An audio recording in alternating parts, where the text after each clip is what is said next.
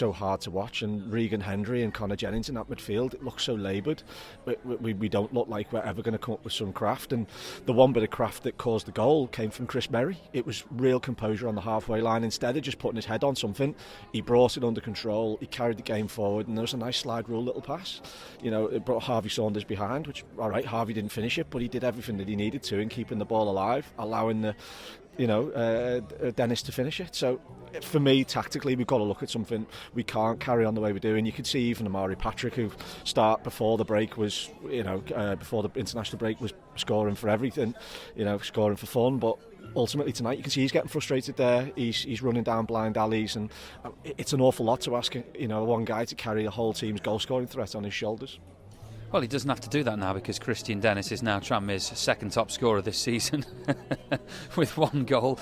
I'm really pleased for him. He's a player that I think many Tranmere fans would have looked at in the summer and thought, it's not the end of the world if he leaves, might be for the best if he leaves. We've rarely seen him in his favoured position. We've rarely seen him match fit in his favoured position.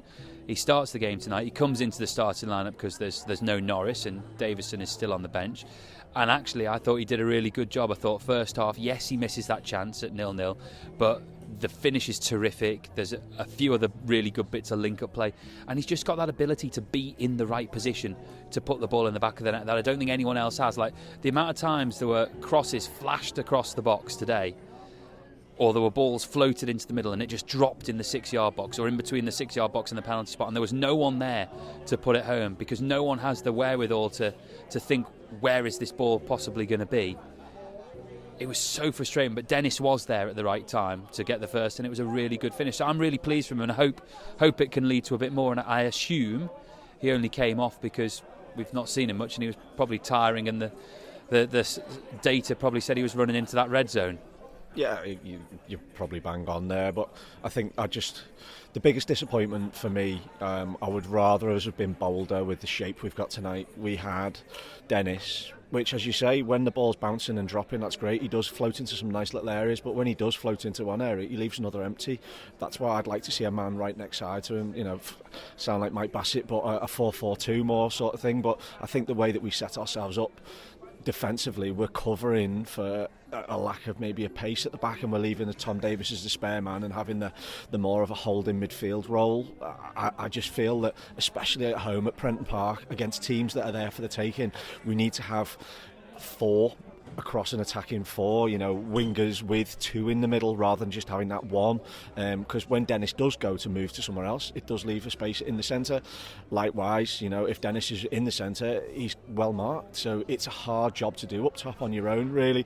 And as much as people could say that tonight was more of a 4-3-3, I thought it was a 4-1-4-1 actually. I thought Merry was sitting in between the two, Banks of 4, and then Dennis was almost up on his own.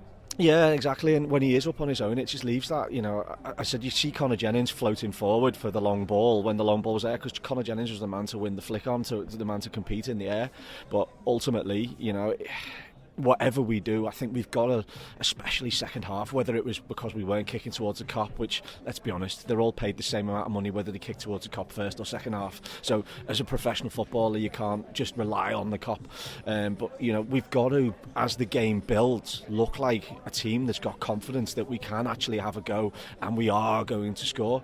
We just seem to, I said the same before, shrinking violets. The longer we go on, the less likely it looks like we're going to beat a team, and that's got to stop. Walsall was a great 1-0 victory here by shutting them out, but to come here every game this season and think that we can nick an early goal and cling on to a result, it's going to be a long, hard season. So I think Nigel's got to be braver with that shape and got to cause teams more problems rather than us stop them causing us problems.